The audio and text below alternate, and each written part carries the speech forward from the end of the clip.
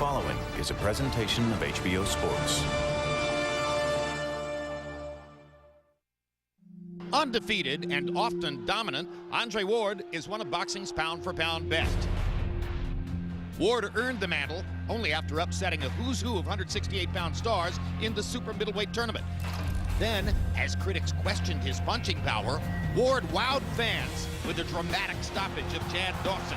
Ward just rocked Dawson again, and Dawson's legs are gone. He's done. But Ward's path to the top of the sport was stalled last year, not by a better fighter, but by a damaged shoulder. Surgery and rehabilitation followed, and tonight, after 14 months outside the ring, Ward will seek to prove his health to himself and to the boxing public. His test? Lead-fisted Edwin Rodriguez. Rodriguez has fought and won 3 times during Ward's rehab, including a first-round knockout this July. He goes down! Undefeated through 24 fights. Tonight, Edwin Rodriguez faces both his toughest challenge and his greatest opportunity to mint his own star. It's the returning superstar against the up-and-coming slugger. World Championship Boxing is back.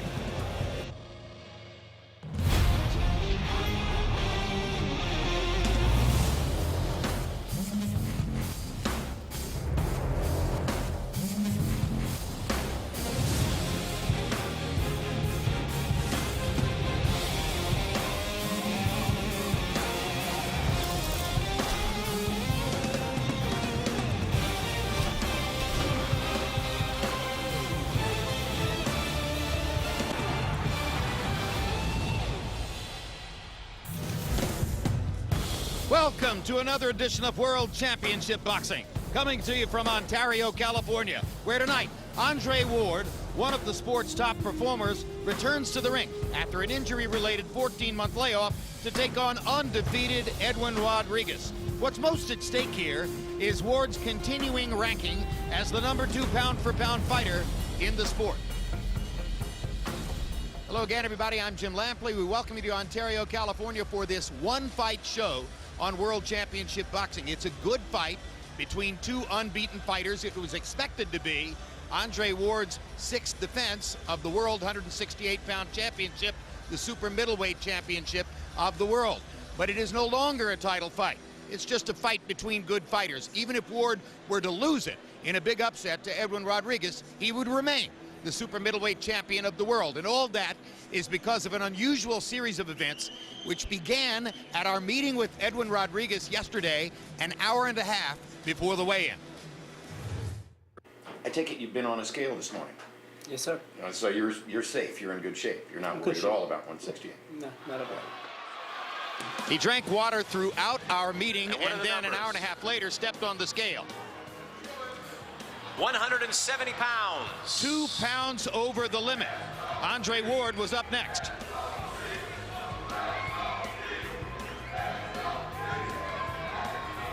$167.8. 0.2 pounds under the limit. Rodriguez made no further effort to make weight. It cost him $200,000. And by agreement of the 2 camps, he had to be 180 or under this morning. 179.8. Yesterday after the weigh, you just got to the point where, I went to the gym at 171, and I came back after an hour, about an hour and a half of running in sauna room. I didn't get anything up. Then we tried that again, and nothing happened again, so I kind of knew that, my body just gave up. This was to be the biggest moment of Edwin Rodriguez's career. This was the opportunity for which he's been working ever since he first took up boxing as an early teenager. So what happened? It's baffling to everyone around Rodriguez and to us as well.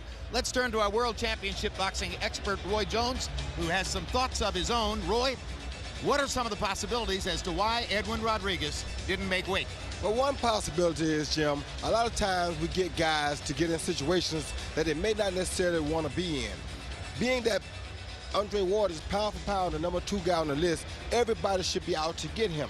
You don't miss an opportunity to fight the second best pound for pound guy on the list if you think you can beat him and you want to put yourself in that position. When you miss that by not making weight, it puts a question in our head. And this could be an inner psychological urge, not even something that Rodriguez saw coming, right? Could be something he didn't see coming. Maybe just a little too big now. All right, so Edwin Rodriguez is one side of the story.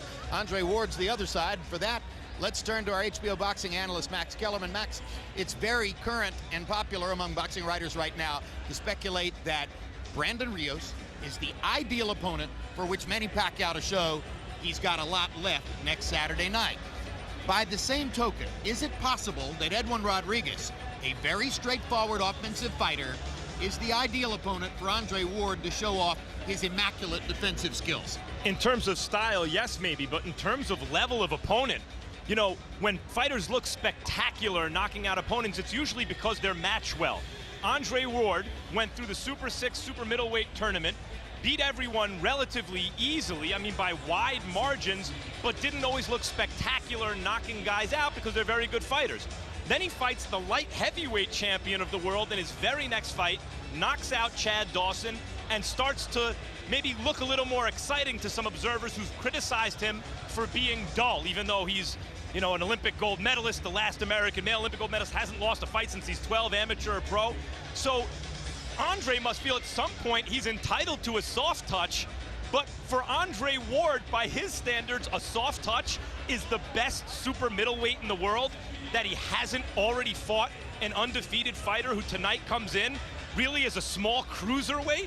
It's a tough, soft touch. Yeah, well, Andre Ward is accustomed to strong competition, and that's part of the reason he ranks number 2 in the world pound for pound. Let's take a look at the tail of the tape now for Ward against Edwin Rodriguez. And you can see the 1-year age advantage for Rodriguez. They're both functionally in their primes. A 1-inch height advantage for Ward.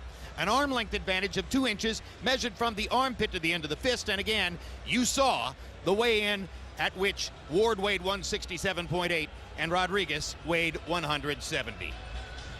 There's a look at undefeated Edwin Rodriguez right there, a big underdog here tonight against Andre Ward, with whom he engaged in a heated stare-down at Thursday's press conference. Among the circumstances that have defined Rodriguez are the developmental challenges faced by his 7-year-old twins, who were born dangerously premature, but are doing great under the loving care of Edwin and his wife, Stephanie. It's important to be successful in the sport of boxing because it's the way I'm going to be able to give my son and my daughter a better life. I have premature twins that were born at 23 weeks and 5 days. They were 1 pound and 3 ounces when they were born each. My son has accomplished a lot of things that he wasn't supposed to accomplish. He was supposed to be nonverbal. He's talking a lot now. He wasn't supposed to be walking, but he is. He's walking, running around. My daughter's doing really well. She's caught up to her age in school. You know, now they're 7. Life is good. Life is really good. So yes, I'm fighting for my family, but at the same time, I'm also fighting to be remembered. So I'm just letting him know, I don't respect you. As soon as we step in the ring, I'm undefeated, and he needs to figure me out as much as I gotta figure him out. You cannot be afraid to take chances. That's what I'm doing. I'm taking a big chance against the best super middleweight, and I know I have the will, and I know that I could win this fight, and I'm gonna do everything to get it done on Saturday night. He's a terrific human being. He is proven clean with regard to performance-enhancing drugs because he tested with the Voluntary Anti-Doping Association coming into this fight. But Roy Jones, does he have the experience and the sophistication in the ring to deal with the talents of Andre Ward? Yeah, I think he has the experience and the sophistication because he's been a very good guy in the ring, a very strong puncher, a very polished boxer, and like Max said, he happens to be the best super middleweight out there that Andre Ward has not faced yet. In his last fight, he took apart Denis Grachev in 1 round, so he's functionally fighting as well as he's ever fought, Max. And I think Roy's take about why maybe he missed weight if he simply hasn't outgrown the division's a very interesting one. If there's some part of him that doesn't want to be here tonight, Andre Ward is going to find out about it and get him out of there. Because in recent years, no one in the sport has risen farther or faster than Andre Ward. He dominated the 168-pound tournament, and a year ago in September scored a brutal knockout of Chad Dawson to emerge as Floyd Mayweather's chief rival for pound-for-pound king.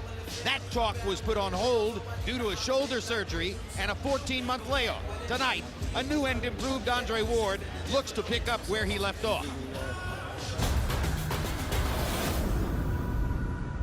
First time I injured my shoulder was 12 years old in an amateur fight. It was the second round. I threw a punch and, felt a sharp pain in my shoulder. I was told not to get surgery at that time because of my age, but, doing the research now, I realized that I could have got surgery, but it's been my Achilles heel 16, 17 years that I have had a torn rotator. It's not something we talked about because you don't want to highlight to an opponent that, I got an issue going on and nobody knew about it. And I just had to make my left hand great and, keep trying to help my right shoulder play catch up. Ward just rocked Dawson again with another left hook, and Dawson's legs are gone, and there's the third knockdown of the fight. Spectacular. Coming off the Chad Dawson victory, biggest victory of my career, just a routine workout, a routine sparring session, threw a right hand, and I felt a small pain. It wasn't major, didn't feel like anything crazy. I went to get an MRI. A couple days later, got the news that the rotator had gotten to the point where we needed to surgically repair it, and that's a word that you don't want to hear as a fighter. Dr. Michael Dillingham was painfully honest. He said, this type of surgery is not so much difficult if you get it fixed right away, but you've had a broken shoulder for 16 years. It could be a career-ending situation, and it was just devastating. You okay? Yeah, I'm good. And I had tears in my eyes. I told him, man, Doc, if you can go in there and get this safely, I trust that you can do it. If not, then leave it alone. Post-surgery, I woke up, still groggy, and I said, Doc, did you get it? Did you grab it? He said, I got it. And I bolted it down, and that's all I needed to hear, and I think I passed back out. I had a shoulder that wasn't well, and now it's well, it's fixed. It's like riding with, 3 good tires and 1 flat tire. I got all 4 tires that pumped up now, and they're ready to go.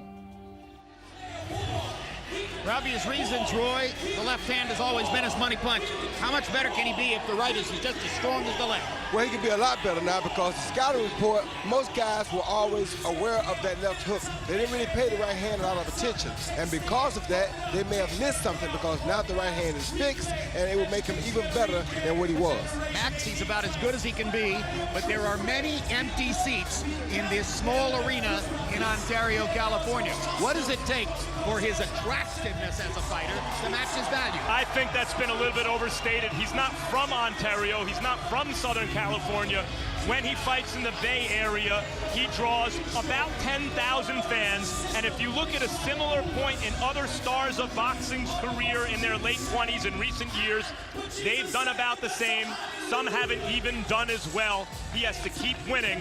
But if he looks the way he did against Chad Dawson, that doesn't hurt. Let's go to Michael Buffer for the official introductions.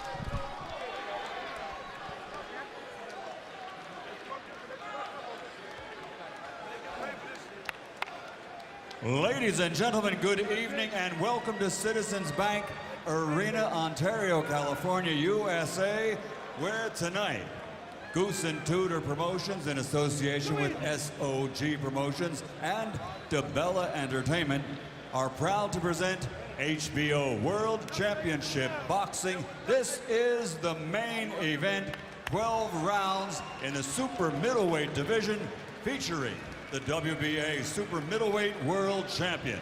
Sponsored by Toyota. Let's go places with Toyota.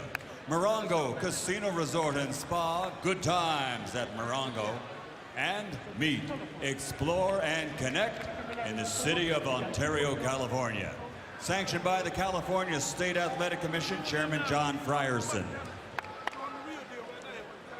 At ringside, the 3 judges scoring will be Jerry Cantu, Max DeLuca, and Steve Morrow. And inside the ring, in charge of the action at the bell, referee Jack Reese. And now, the officials are ready, the fighters are ready. And in the truck for production for HBO, director Mark Payton is ready. And this one is for him. Ladies and gentlemen, let's get ready to rumble!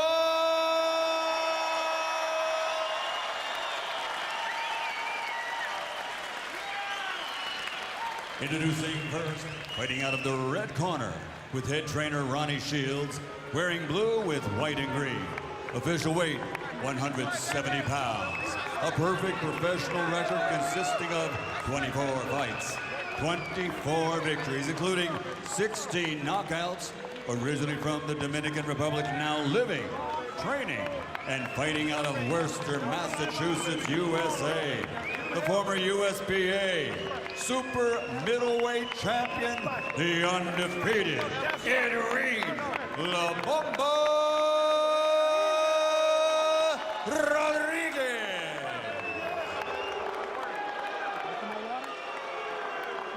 And fighting out of the blue corner with his head trainer Virgil Hunter, wearing blue and officially weighing in at 167 3/4 pounds.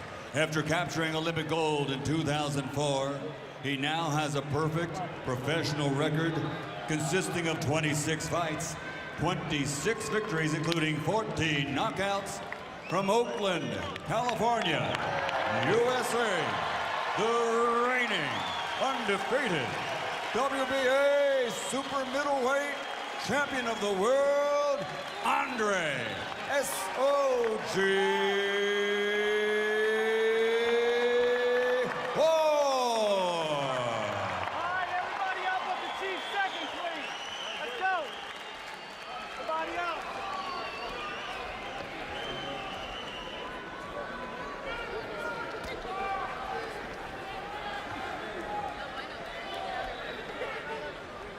Raul, Chief second only. Let me get everybody else out for a second.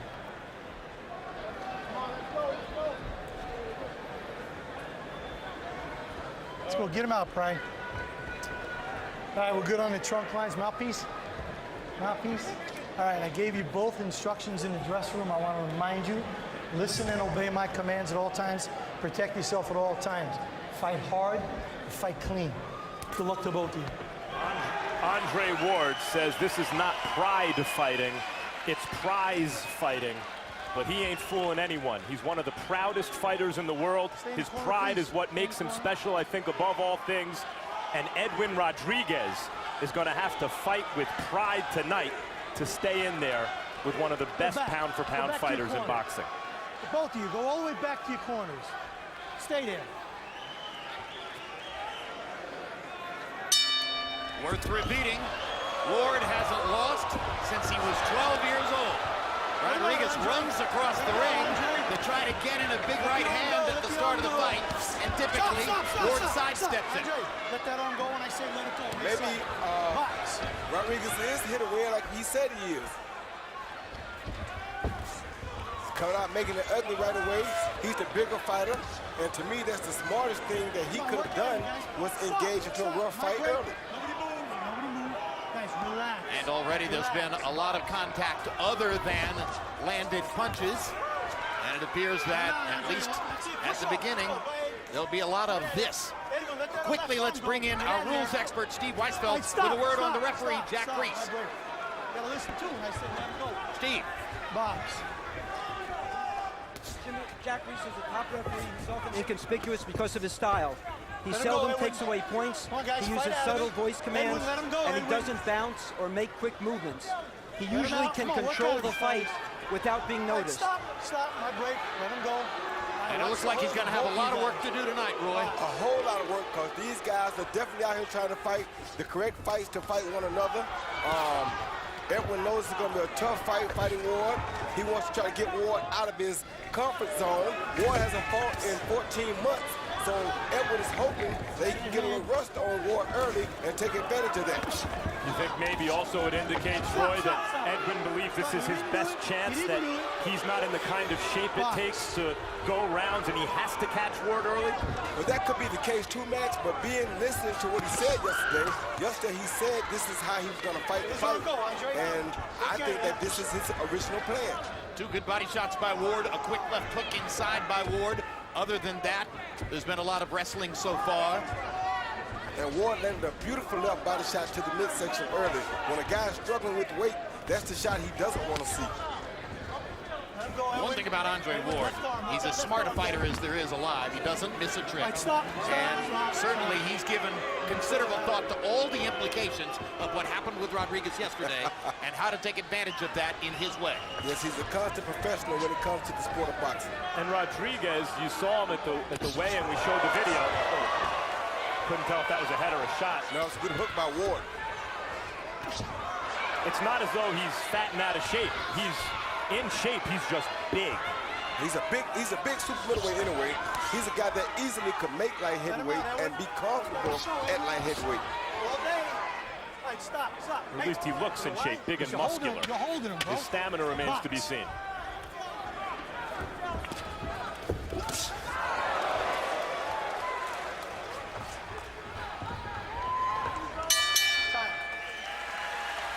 Round one was a tussle. All right, baby, good round, good round, good round. How we feeling? Good. Stretch them out, stretch them out. Okay, listen. Give me the water in the bucket. Put the bucket in the middle.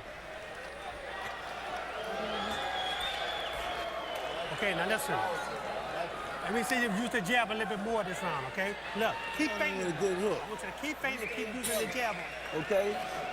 On the inside, take your deep breaths and everything, okay? Stay intelligent, okay? Keep the motor running. And remember, when you work the jab, keep it right in here, roll the shoulder, hit it with accurate punches. It's gonna come. He's trying to go for broke and say, I gave it all. He see Andre Ward use his power jab, which disrupts everything the opponent thinks about doing. When you hit a guy knock his head up like that with a jab, it completely throws off the rest of his combination. Ward anticipating Rodriguez's bull rushes and stopping him when he comes in with the jab. Ward landed 13 out of 24 punches in round one to 9 out of 37 for Rodriguez.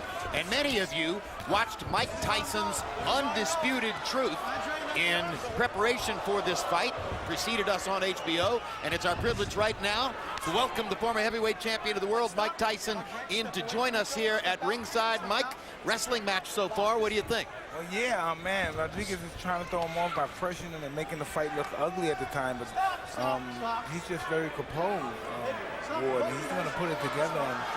I've known guys like this, they come there to make you ugly, they try to get you cut in there, and he told him to compose you well, but he has to watch out for this guy's head. Ward is a great defender. In your heavyweight title run, your great career, can you remember facing anybody who you thought was as skilled as a defender as Andre Ward? Well, listen, I have to think of Tony Tucker. He was very elusive and very hard to hit. Very good boxer. You went 12 hard rounds with Tony Tucker and won the fight. Very good boxer. A minute into round two. More of the same of what we saw in round one. When Ward lands that power jab, Jim, he's ambidextrous, but really kind of naturally left-handed, so he's leading with a real strong shot, that power jab. Jack Reese trying to get the two fighters to relax and stop wrestling with each other. I'm not sure it's going to be easy, as it's Rodriguez who seems to be reaching out and grabbing Andre, but Andre has been known to lock people up inside as well. Andre also told us in the fighter meeting that if Rodriguez wanted to play dirty, he was fine with that too. He was going to play just as dirty as Rodriguez wanted to play. There's that power jab again, and once again stopping Rodriguez in his tracks. There's body shot by Rodriguez. Left hook up there by Ward. Beautiful left hook. Beautiful. That's the money punch for Andre Ward. Newly repaired right shoulder. And a left hook lands for Rodriguez. A newly repaired right shoulder could make him more of a two-fisted fighter, but Andre Ward has gotten this far with a great left hook, and I don't think it's going to disappear. No, this guy puts it together. Great timing, great jab, hard and stiff. Great movement, knows way around the ring, good gentlemanship. Meanwhile, Rodriguez likes to throw hard punches Edwin, from get odd your angles, arms out there, and he Edwin. just saw a couple of Let him go, those. fight. A looping Now, right Andre, hand you. over the top, and then a Stop, kind of a stop. wide swinging right. Why are you holding the ropes then if you want to box? Let's But go. it's pretty hard to fool Andre Ward. Very hard to fool him.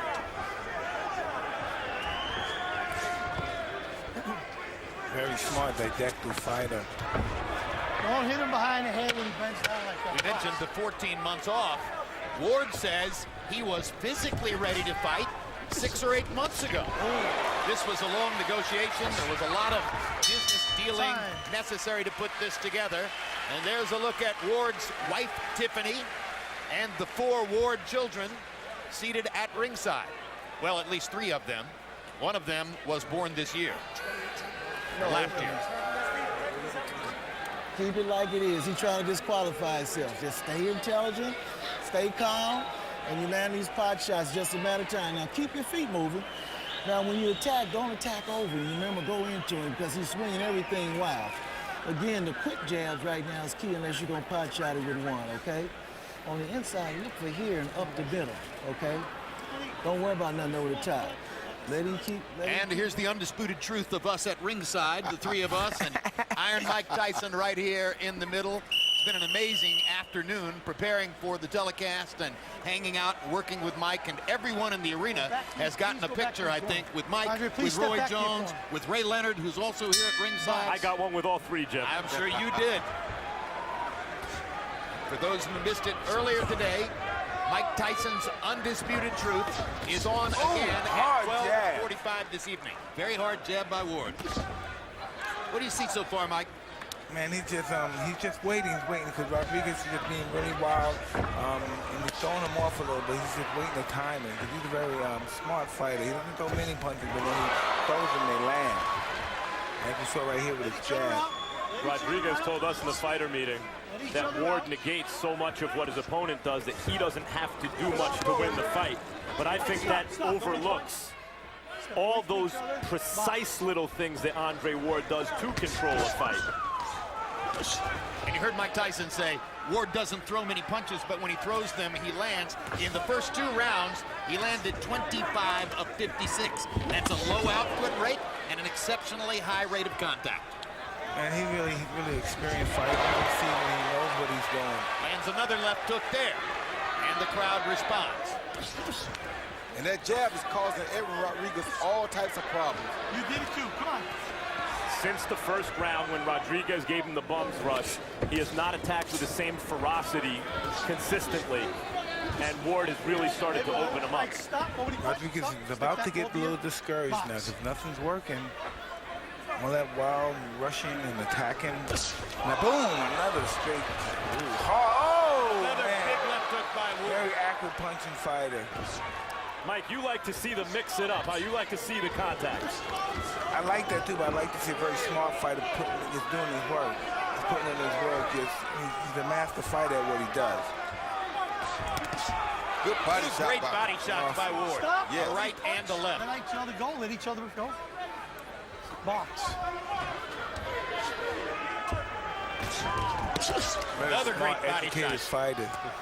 Ward is taking a lot of starch out of Rodriguez early with these hard body shots. Yeah, well, he's smart, Jim. When you know a guy struggle with the weight, the smartest thing you can do is try to attack his body because you know his body should be busy trying to get itself back together. With that being the case, you try to keep it disrupted as possible, or as disrupted as possible. With Rodriguez throwing wide punches and leaving himself open at times, Ward can pot shot with ones and twos and put something on him. And that's why the jab down the middle is working so well. Ward just need to keep him away from him so he won't get hit with his head or any elbows and get cut. He's keeping at arm's length. He's pop the jab and throw the combination and avoid the punches. Boom. All right, great stuff, Mike. Fantastic 2 rounds working with you. Great being with you guys. Come back anytime, baby. Good to see you, Mike's Mike. going already. Always. What are you? I'm just doing what the producers tell me to do, Matt. Thanks, Mike. You know what I'm saying? Mike Tyson, the undisputed truth. 3 rounds in.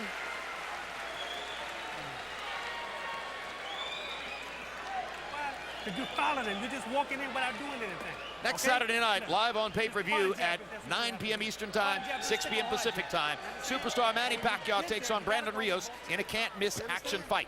1 week later, it's 2 light heavyweight title fights as streaking knockout artists Adonis Stevenson and Sergey Kovalev defend their light heavyweight championship belts in Quebec City. And December 7th, join us for a terrific Boxing After Dark as Guillermo Rigondeaux, fresh off his domination of Nonito Donaire, takes on former titleist Joseph Agbeko. Also that night, James Kirkland squares off with undefeated Glenn Tapia at 154 pounds. Stay right there. Stay right. Go back. County box numbers in the third round. Ward was unbelievable. Landed 28 of 45 punches in the third round. That's 62%. Humiliating Rodriguez, who could land only 7 of 35. Harold Letterman, our unofficial ringside scorer. How do you have it so far? Okay, Chip. You know, I was never a big judge, you know, as far as scoring for wrestlers. Boy, this turned into a wrestling match. Time. Go in that corner. Go in the corner. Time out. Right, Jack Reese is going to try to get control of the fight. I got hit. You got to take a second. The ref said he got hit. I got intentional fouls. Give me a second. Stay there. Okay. I am not going to allow this.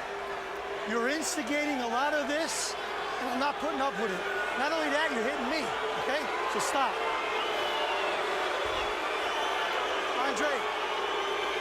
I'm not going to allow this, okay? This is what I got. Stay right there. We're not done. Stay right there. 2 points. Unsportsmanlike conduct. 2 points. Unsportsmanlike conduct. Max. 2 points. Unsportsmanlike conduct. You ready? 2 points. Unsportsmanlike conduct. 2 points. Unsportsmanlike conduct. 2 points. Okay? Stay back. Stop. I know, relax. I'd like to find both of them. You determine what it is. Okay?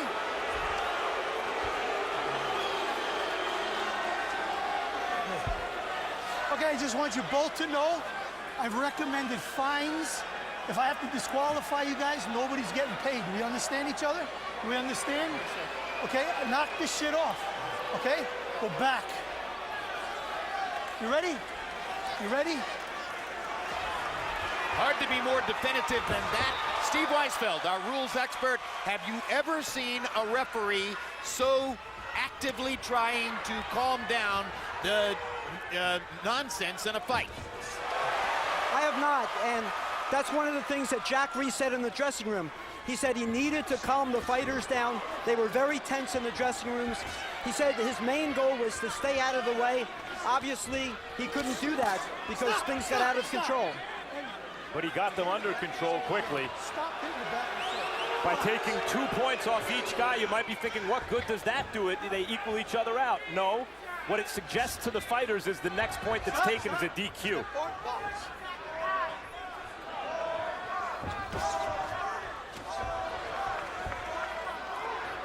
I got a wild hunch the fight is going to end on a DQ. I feel the same, Jim. I don't see this stopping. I think that's why he talked about the fines. I don't think these guys don't want to get paid or have some substantial amount taken away out of their purse. Well, Edwin Rodriguez has already lost $200,000 out of what was supposed to be a $1 million purse. He winds up with $800,000 after giving $100,000 to Ward, which boosted Ward's take from $1.9 million to $2 million, and $100,000 to California State Athletic Commission. And Ward just landed a big right hand followed by a vicious left to the body. Virgil Hunter in Ward's corner said he felt that Edwin Rodriguez would try to get himself disqualified. Well, he's getting himself hit with some pretty big shots right now. Ward is so adept at getting punches off in clinches that you might grab and wrap him with both arms and he can still hurt you.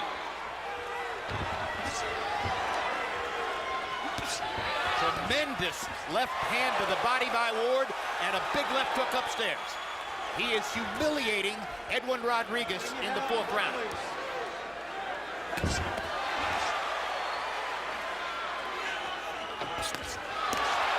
Ward landing when he wants to, where he wants to.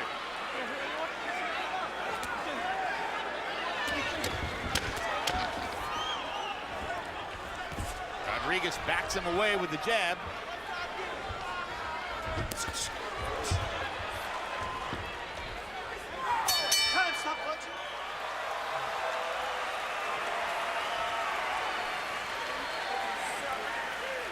Okay, look. Hold on, raise up a second, raise up a second. Stretch your leg, stretch your leg. Okay, now listen. Come on, you're just walking in on him and just letting him throw punches. All they're doing is bump, bump, and holding. Bump, bump, bump, and holding. Okay? You got to be punching. If you're punching, he can't hold you. He ain't gonna grab you out there when you're holding. You got to start moving both hands. But listen, you got to establish some kind of jab or something. You got to establish it, okay? Don't be afraid. Here you see Rodriguez was holding Ward's head down, and Ward got frustrated with that and threw an uppercut, then hit him on a hook up top after the ref said break, and they kind of got into an exchange. Ref didn't get hit with a solid punch. Rodriguez throws another punch at the end of that break. Once again, you see Edwin holding him down. He hit Edwin with a low blow and a shot up top. Then when the ref tried to get him, he threw 2 shots, so Edwin retaliated with a shot. I don't see the referee get hit yet, but he thinks he got hit too. I think he caught a glancing left hook. I think it was an elbow. An elbow. Round 5 begins very similarly to its predecessors. And you heard Ronnie Shields begging Edwin Rodriguez to try to score with a jab. Rodriguez turns southpaw and gets whacked with a left and a right for his trouble. Might not want to do that now that that right shoulder is fixed of Andre's. Yeah. It seems as though Rodriguez doesn't feel that Ward can take him out with any one shot. And so he's trying to use that to gain some kind of psychological advantage with Ward, knowing that he's going to be taking shots anyway. Maybe mocking Ward's power, he feels, does something. Well, I just don't know that Rodriguez really has the energy right now to perform at this pace for 12 rounds. His energy level does not look good because of the weight loss. Hence the fast start.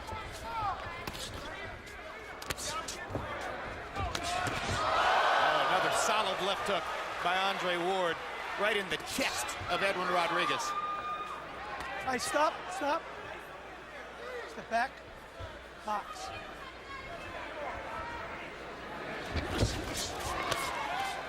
Good body shot by Rodriguez. Stop. Box.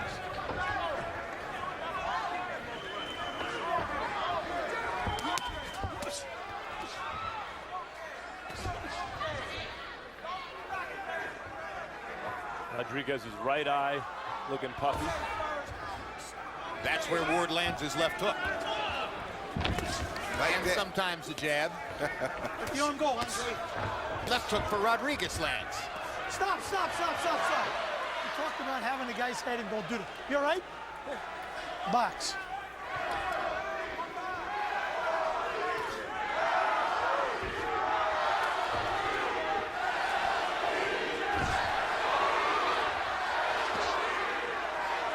That power jab of Andre Ward's is really causing Edwin a little problem tonight. Yeah, but this time Rodriguez got in 2 good body shots with the left hand.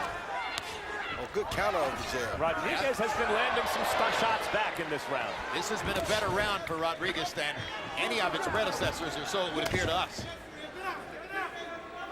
He's losing a round by a wide margin, but he's landing some shots.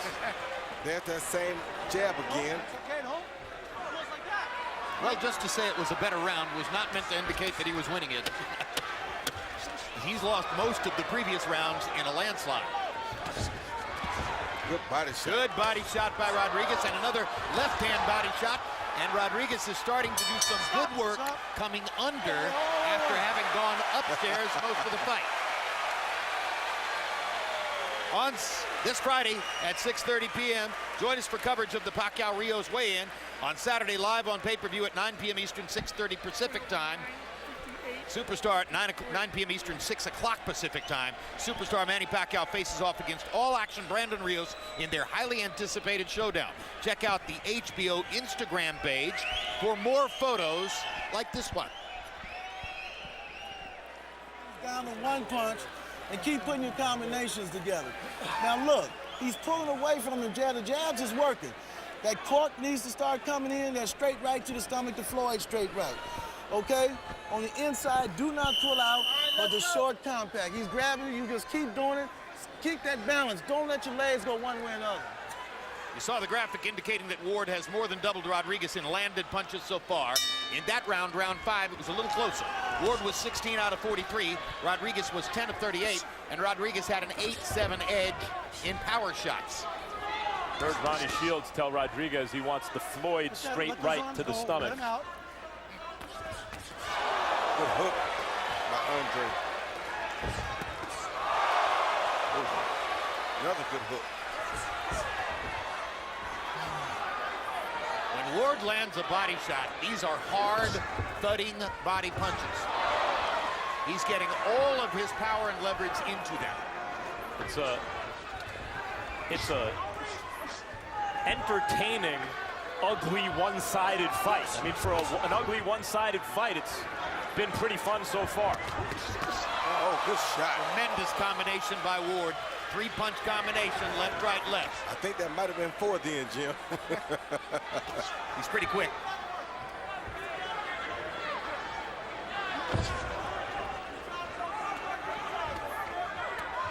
Stop, stop, nobody punch. Let him out.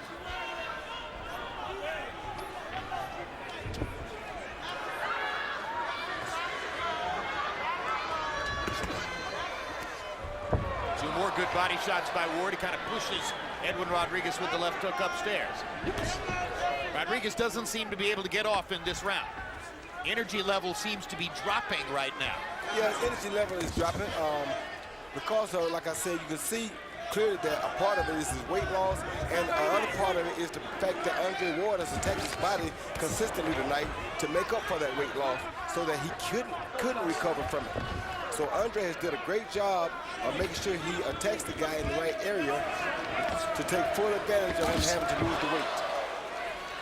Ronnie Shields told me, the trainer of Edwin Rodriguez, that he wasn't concerned or bothered when Rodriguez drank water at our meeting yesterday morning because he was headed directly to the steam room to take off the last pound or two before the weigh-in, and it's always come off before.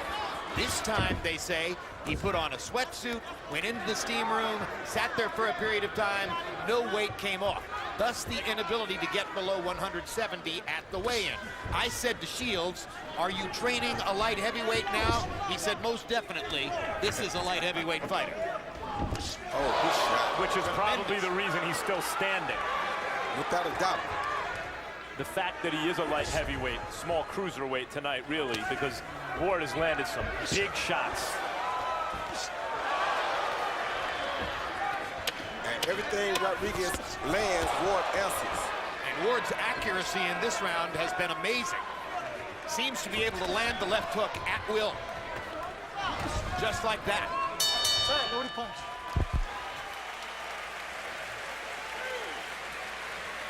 Listen.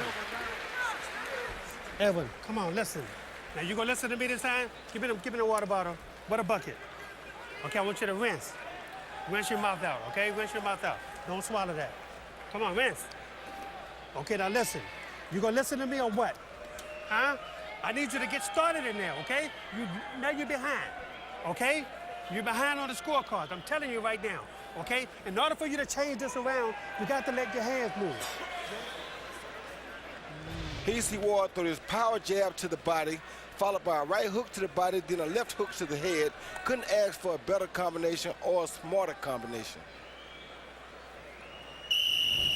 And place him on there. Remember, on the inside, start stepping over now. You don't have the strength to be wrestling and stuff with you. Now keep it stepping. I think you might have seen the graphic between rounds, which demonstrated that in the 6th round, Andre Ward landed 27 clean punches to 4 for Edwin Rodriguez. And you see the numbers to this point in the fight. Harold Letterman, how do you have it scored halfway through? Okay, Jim, I'm getting 58-52, 6 rounds to nothing, Andre Ward. You know, Jim, when he gets off first, he's impossible to beat. And that's what's happening now. You know, in the 6th round, he got off first every single time. When he looks at Edwin Rodriguez and they exchange shots, Andre Ward throws that first punch and forget it. Edwin does nothing but grab him. And, you know, throughout the fight, Edwin's been wrestling more than landing clean punches. Andre's been landing the cleaner shots in every round. 6-0, Andre Ward. And this points out, Harold's scorecard's, of course, correct, but it points out a problem with boxing scoring. There have been no close rounds, maybe the first where Ward held a lot. But these are all 10-9 rounds. None of these are 10-8 rounds. But if you have 10 points to play with, none of these are competitive rounds. They're not close. If Rodriguez were to squeak a round out, he would likely not have done the damage that Ward has done in these so-called 10-9 rounds, where he's beating the hell out of Rodriguez. There was the Ward jab again. I couldn't be more in agreement, Max. Why have a 10-point must system and use only the top end of the 10-point scale? How do you feel about that, Roy? Well, you know, it's an old system that's been around for years. It keeps some guys close in range so that they don't give up. You know, it's like you like to see a guy get further apart, but it also keeps the guy in a fight where he feels like if I'm only down 4 points, I could catch that up in 4 rounds. I actually can catch that up in 2 rounds with 2 knockdowns. So it gives the other guy that's behind an opportunity or at least a fighting chance. And we are in the sport of fighting here. That is an interesting counterpoint. Does it also mean, Roy, that the losing fighter won't take too many dangerous risks? No, he won't take too many dangerous risks unless he truly wants to win the fight.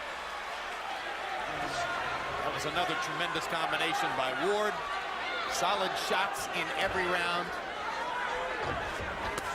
As long as Ward can keep Edwin fighting behind him like he's doing right now, meaning that he's leading with his jab, and Edwin's only trying to counter Ward, Ward is in good shape. And Edwin's so big. Right there, you see the perfect example of Edwin and that weight loss. See how wide and loopy and sluggish that punch just came? That's the example of a guy who struggled making the weight in a fight. Step away. And we've gotten to the point of the fight, especially because of the body work Ward's done, where we'll see what Rodriguez has the next several rounds. Well, you see how sluggish he is.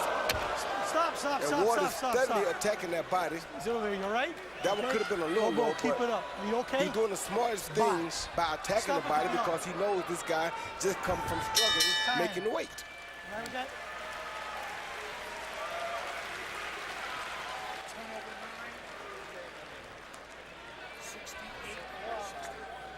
Good, son. Good. Don't try to kill him and everything. Start hitting him accurate. Hit him a little more this round 8. Start hitting him a little more accurate and everything like that, okay? Put the combinations together. Remember, don't pull out, okay? And keep him busy with the fast accurate. Don't worry about trying, and that's what's going to do the job. Now keep Here you see Ward lead with the right hand to the body, followed by a good stiff jab up top. That's what he does different than a lot of fighters. Most guys would throw a left hook, then he follows it with a straight right hand. A lot of guys will come right hand to body, left hook to the head, but he throws a strong jab hook to the head, then follows it with a straight right hand. And if Edwin wasn't so big, I'm sure that punch probably would have set a normal super middleweight down. Who's that, Roy? That's the great Sugar Man, Sugar Ray Leonard himself. And look who's on the T-shirt. Sugar Ray Robinson himself. Total sweetness. Many ringsiders today, including Max Kellerman, were able to get photos that included Roy Jones, Ray Leonard, Mike Tyson, and of course, on Leonard's chest, Sugar Ray Robinson. What a shot. Couldn't ask for a better room of company.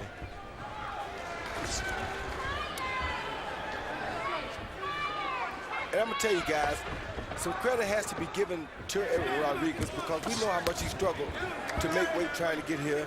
He's a guy here that pretty much has no energy to really work with, but he's still trying his best to give us a fight here. He says he draws strength from his son, who's special needs, as we mentioned earlier in the show. that his son has to work so hard just to do things that people take for granted. And it inspires him to work hard. And he's doing the same thing right now. He's doing something that people are taking for granted because they don't know the struggle he's going through trying to make the weight. So he's out here right now with not as much energy, not as much rhythm, no sharpness, and he's still fighting the #2 pound for pound best fighter in the world and still giving it a go.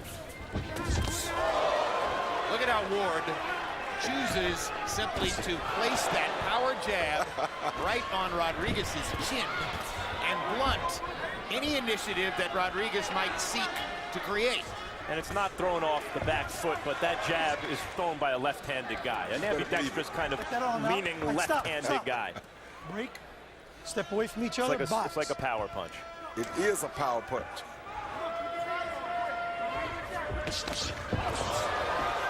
You know, we haven't seen a big right cross upstairs that lands with the same authority as his left hook, but how could he expect to be doing that one fight into this new physical reality for him? And that left hook has been the money punch ever since he was 12 years old, and it's one of the sharpest, quickest, most devastating weapons in the sport of boxing. Well, Virgil Hunter wants Andre to throw crisper, more accurate shots, not load up, not worry about them being so big, and maybe if he does that, one of those straight right hands finishes his business. And Edwin lands a jab.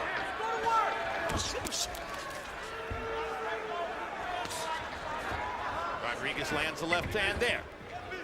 And I know a lot of fighters, like I said earlier, that would have quit already in these circumstances or under these circumstances. So my heart goes out to, and I got to say that Edwin Rodriguez is one game competitor. Well, there's a way to quit while still being in the ring and walking around.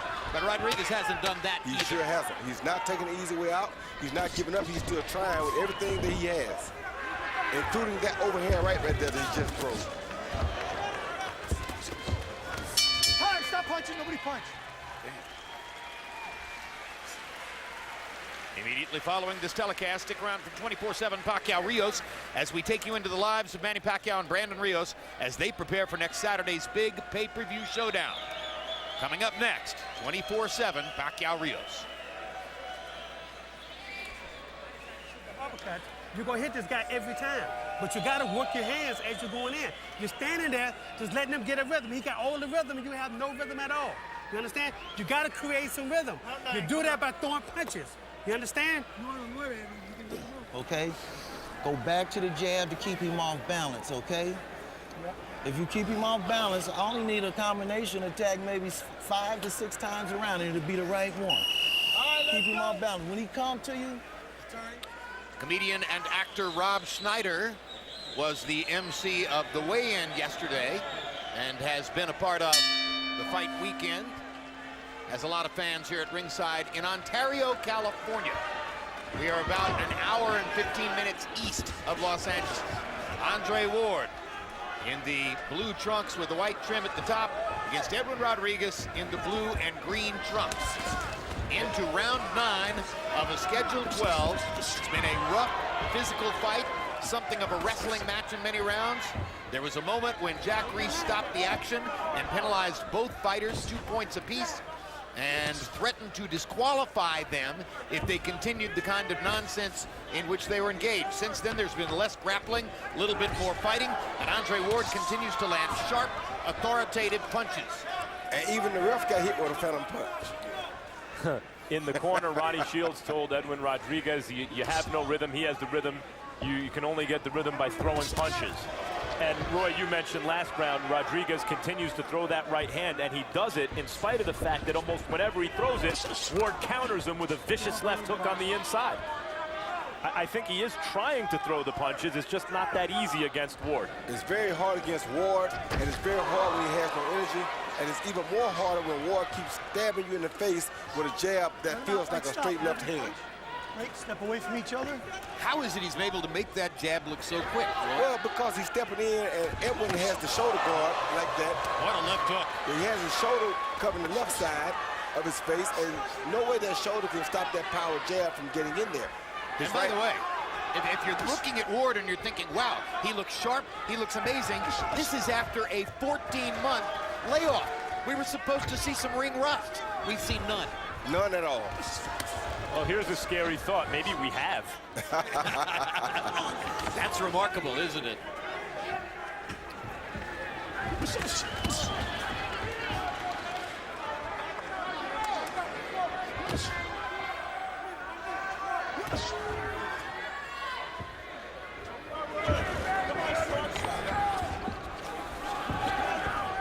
So shows you why he's #2 on the pound-for-pound list. Anytime a guy can lay off 14 months and you see no ring rust, that tells you something pretty impressive about him. He's, as I mentioned off the top, he said it's not prize fighting. It's not pride fighting, it's prize fighting. But he sounds like he's trying to convince himself of that. He has the kind of pride the kind of he's a perfectionist. He needs to control everything around him. Partly that's why I think it sometimes takes a little while for him to make a fight with an opponent. Even in negotiations, everything has to be just the way he likes it, and that's the way he fights in the ring. Everything has to be just so.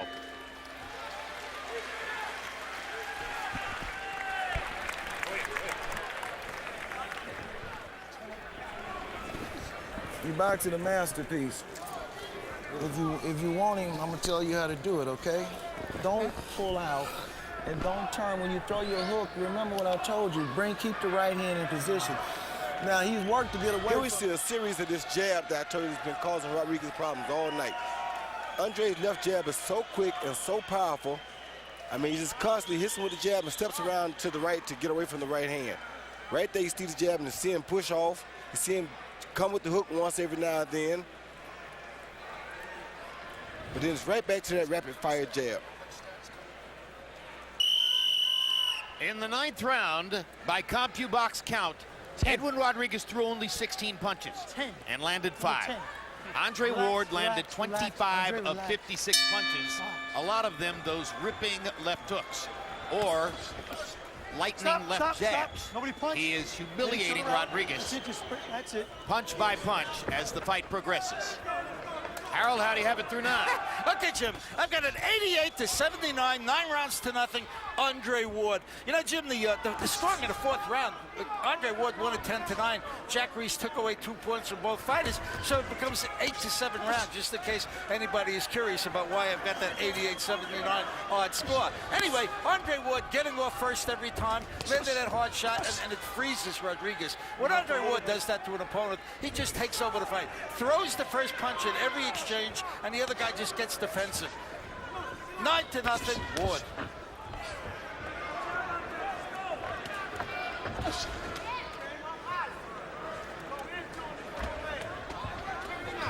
And of course, Max, you talked about Ward's pride.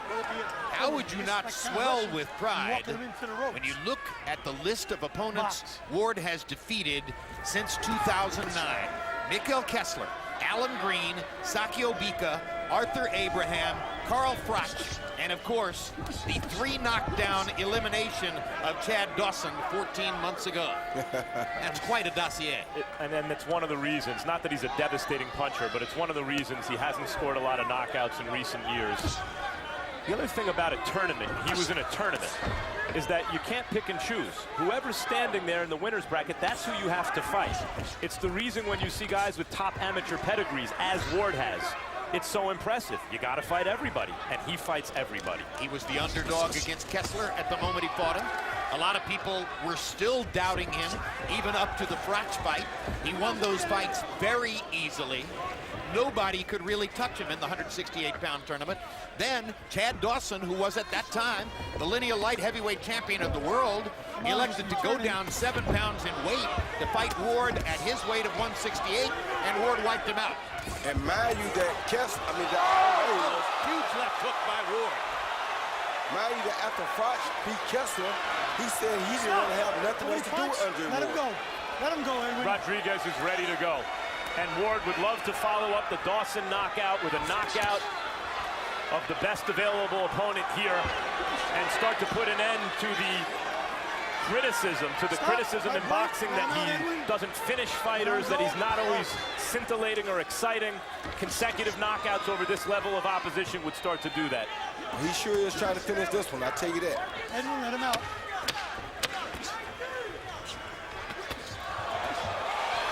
Earlier this evening, 2012 Mexican Olympian Oscar Molina, who is a rising prospect in the sport, fought a fighter named Carlos Sanchez. That's Molina on the right and Sanchez on the left. You'll every once in a while see an opponent who is willing to take every punch that lands and will continue grinning at the star fighter who rips him. And Molina was ripping Sanchez throughout the fight. Sanchez is one of those durable guys who was willing to take every shot and grin, as you see right there. But finally, at the end of round 4, ring doctor went to Sanchez's corner and said, "This is crazy. You've got to stop this. Find another line of work. Do something. You're out of here." 4th round TKO. Here you see right when Edwin was doing pretty good. He was in a good exchange, but he kept himself a little too wide, and that hook beat him to the punch. That's the best punch that Andre has landed all night long. And in most cases, like I said, a normal super middleweight would be taking a nap right about now. Number 11. Not many guys are able to land more than 40% of their jabs through a long fight. Ward, 76 out of 182 in the jabbing category. That's 42%. Rodriguez, 18 out of 103. In the 10th round, once again, Ward dominating, landing 19 punches to only 6 for Edwin Rodriguez. So it started off rough.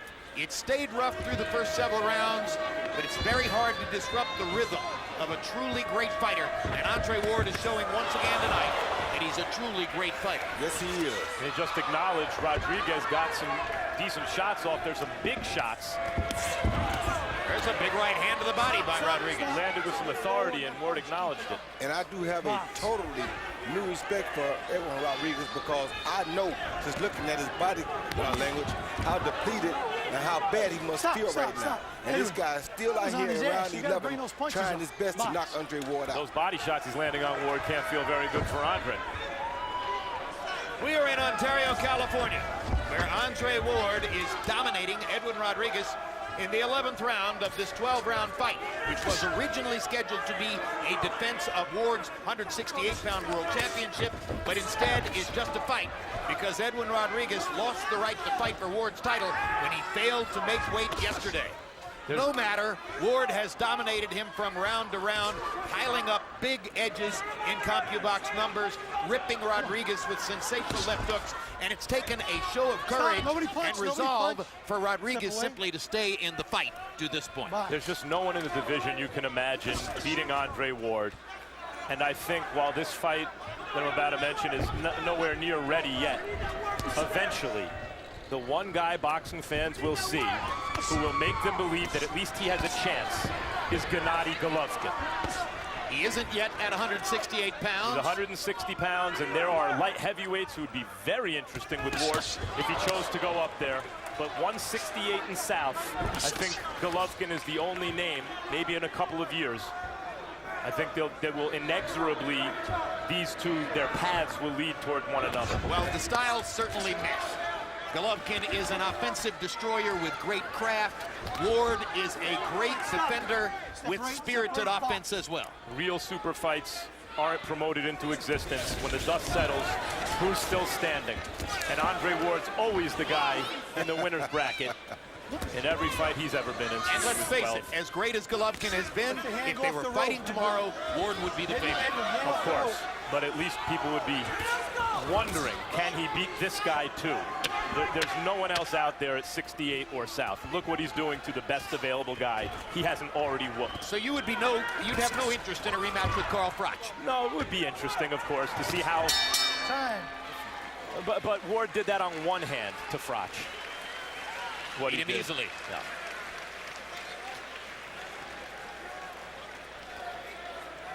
You lead off with that uppercut, you don't know what to do with that. Go with the uppercut right hand, hook right hand back. Uppercut right hand, hook right hand. Okay, you gotta just keep working that combination. That's the combination that's gonna work. But look, you gotta keep making him go back. Don't let him come forward. Back him up, okay? You gotta back him up, all right? Come here, baby. Keep everything tight. He's just going to come wild. Keep the shots compact and precise, okay? Good job back. Keep it compact and precise. A man want to fight wild. Stay composed. Quit turning your head. When you go in with balance. With balance, quit turning your head.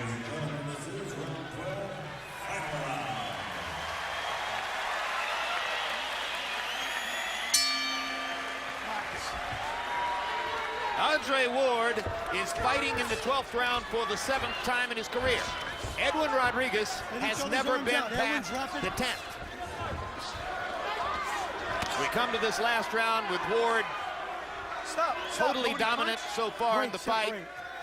We expect well ahead on any and all scorecards.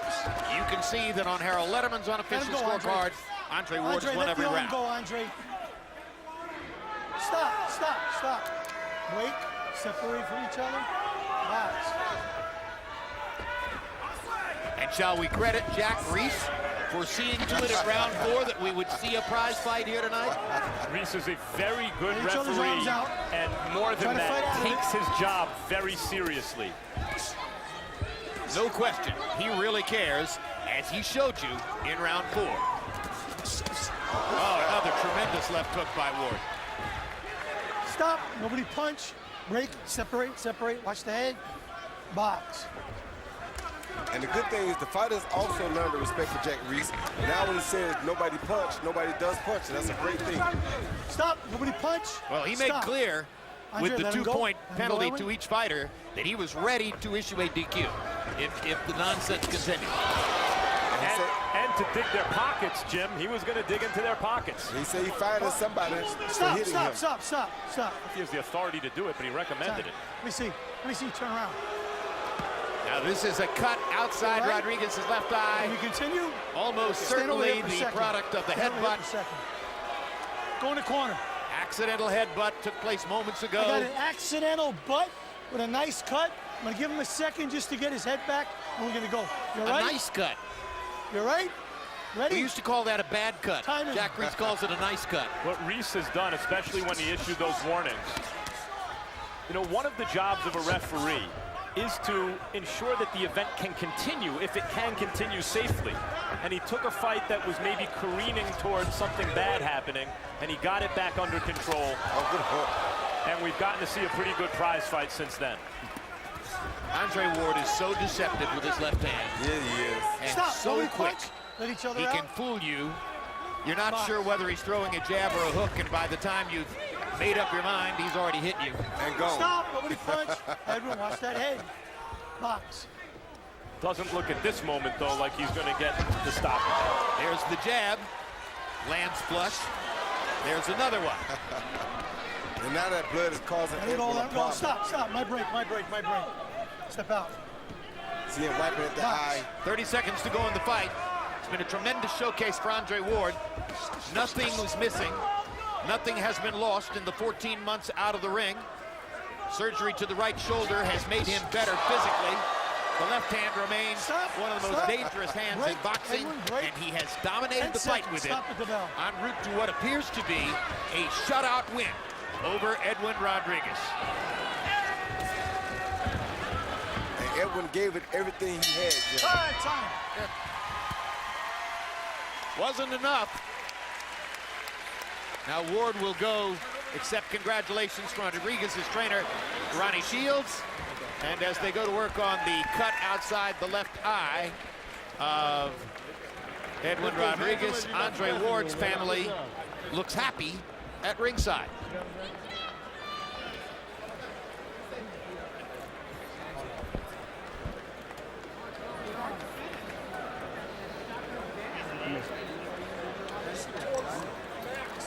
Harold, what's your final scorecard? Okay, Jim, I got a 118-106, 12 rounds to nothing, Andre Ward. I just think he landed the cleaner punches. And as far as Jack Reese goes, he uttered the magic words, if you don't stop that, you don't get paid. Harold, I think somebody could have seen this fight and be looking at the first prize fight they'd ever seen, and their score might have been the same as yours. Who are the 3 official judges? Okay, Jim. They are? Okay, officially we got Jerry Cantu from Westminster, California, judging since 2001. He also was a referee. As you see here, Tim Bradley over Ruslan Provodnikov, 114-113, which I thought was an excellent score. Max DeLuca, one of my favorite judges in the whole world. I know, he dates my daughter. Max DeLuca, really a very good judge. He had Golovkin with a 2-point 8th round, which was the right score when he had it a shutout over Curtis Stevens at Madison Square Garden. Steve Morrow, very good judge from Hollister, California, been judging since 2001. His notable fight was Chavez over Zbik, but he called it a draw, 114-113. 114-114. Well, it was a heck of a fight. Yeah. At the end of the day, he's just that type of fighter, but you got to be able to win ugly and you got to be able to win pretty, and we won today. I wouldn't even say it was totally ugly. We did some nice things. We've been on 14 months. Those quotes aren't for media. That's just Ward talking to people in his corner. But they sound like the kind of quotes you could issue at a press conference. That's exactly right. He's already explaining. Save my gloves, y'all. And I didn't see you get tired, so you didn't get tired. I felt good. It was the Sekio Bika style. That's what they tried. And now Michael Buffer is standing by with the official scores. Ladies and gentlemen, we go to the scorecards. Max DeLuca scores at 118-106. Jerry Cantu, 117-107. Steve Morrow scores at 116-108. All to the winner by a unanimous decision.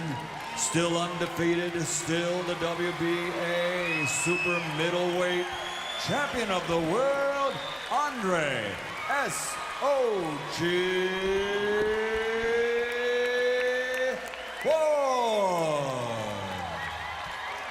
So Max DeLuca, who dates Harold Letterman's daughter, has an identical scorecard to that of Harold Letterman.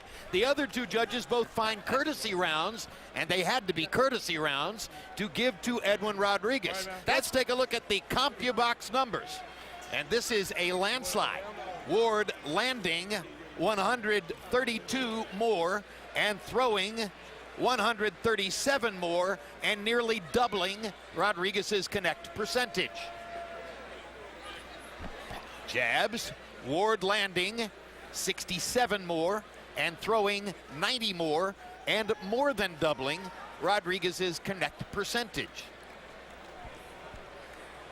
Power shots and more of the same. Landing 65 more, throwing 47 more, and a 17% higher connect percentage. Just a very consistent, brilliant, immaculate performance by Andre Ward in what started out as a rough, dirty fight, but wound up being a showcase for what Ward can do with his accuracy. You see the punch zone that shows where the punches landed on Edwin Rodriguez, and you can see the even distribution around the head, landing rights, lefts, every kind of shot, although the left jab and the left hook were the dominant punches throughout most of the fight. And now let's go to Max Kellerman with the winner, Andre Ward.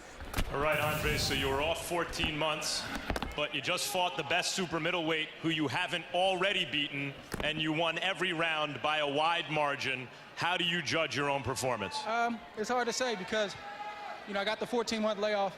No disrespect to Edwin, but, on one hand, he didn't really come to win. He came to, I think, get lucky. Like he wants to hold and make it ugly and then hope he catches you with something big.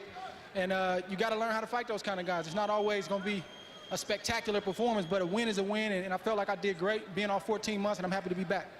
You sound a little cranky towards him still. Did he not earn your respect with the fact that you tagged him repeatedly, cleanly, body and head?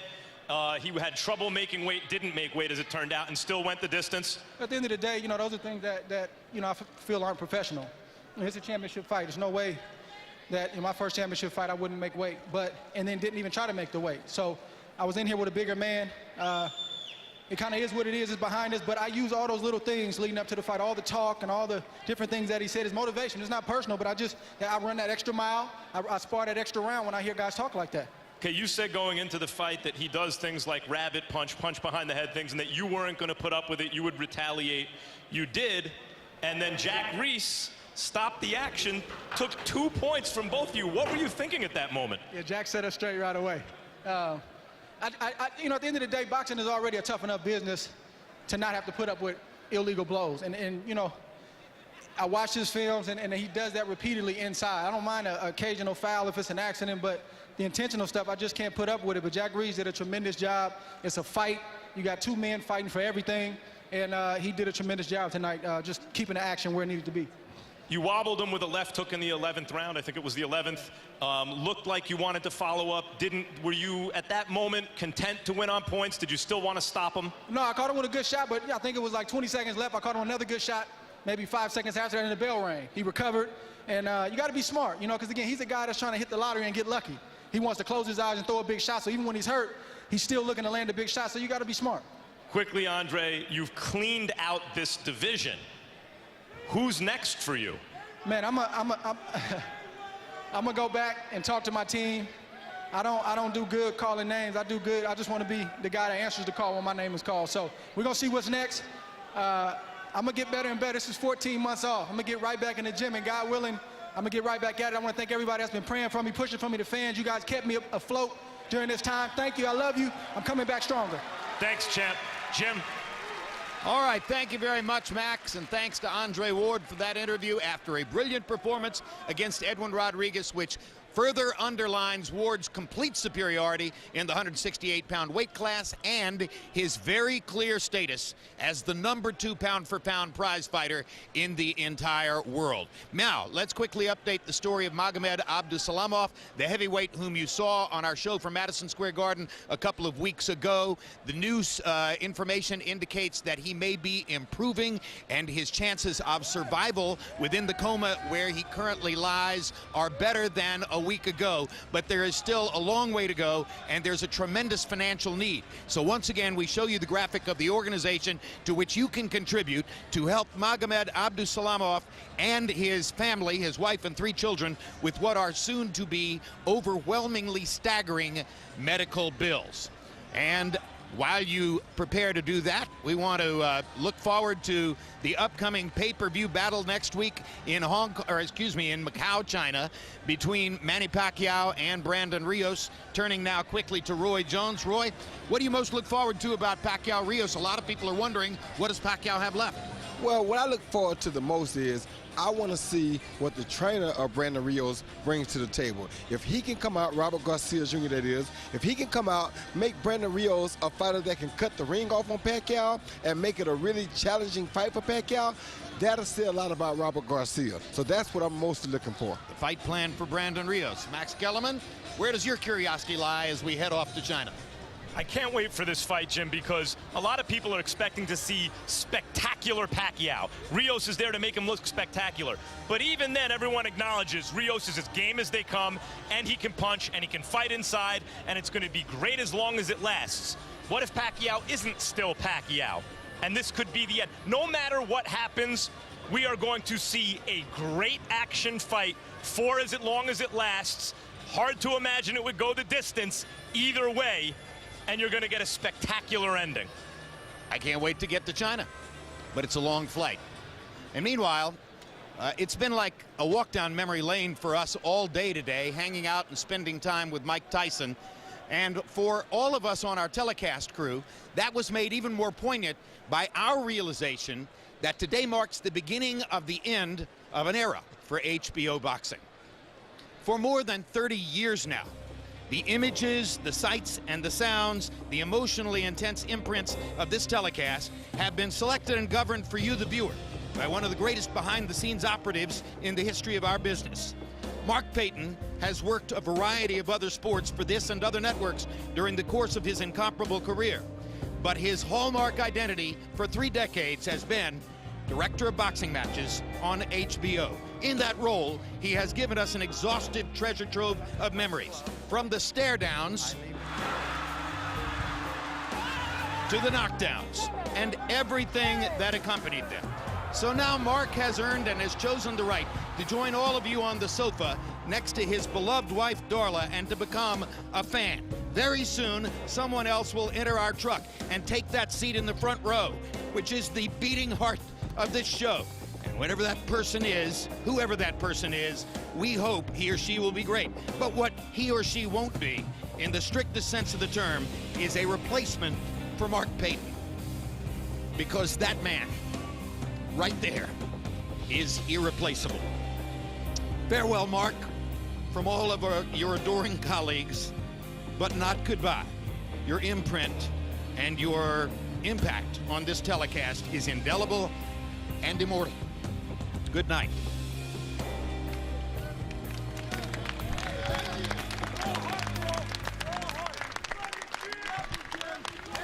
Immediately following this broadcast, stay tuned for 24/7 Pacquiao Rios as we take you inside the lives of Manny Pacquiao and Brandon Rios as they prepare for next weekend's super fight. Now let's take a look at the upcoming HBO sports calendar. Friday evening at 6:30 p.m., it's the Pacquiao Rios weigh-in. Both fighters step on the scale as the countdown to the showdown begins. On Saturday, live at 9 p.m. Eastern, 6 p.m. Pacific on pay-per-view, superstar Manny Pacquiao takes on Brandon Rios. Thanksgiving Day, join us for the premiere of the documentary film Sport in America, Our Defining Stories, which looks at how the universal thread of sport brings people together through the personal recollections of fans. November 30, 2 light heavyweight title fights. Adonis Stevenson attempts to continue his hot streak against Tony Bellew, and Sergey Kovalev matches up with Ismail Salak. December 4, it's the debut episode of the brand new documentary series State of Play from acclaimed filmmaker Peter Berg. The first installment, Trophy Kids, examines parents' obsession with their children's athletic pursuits. And on December 7th, we'll wrap up our year with master boxer and 122-pound champ Guillermo Rigondeaux facing off with Joseph Agbeko. Also that night, James Kirkland takes on Glenn Tapia. For our full schedule, visit HBO.com and our Facebook page.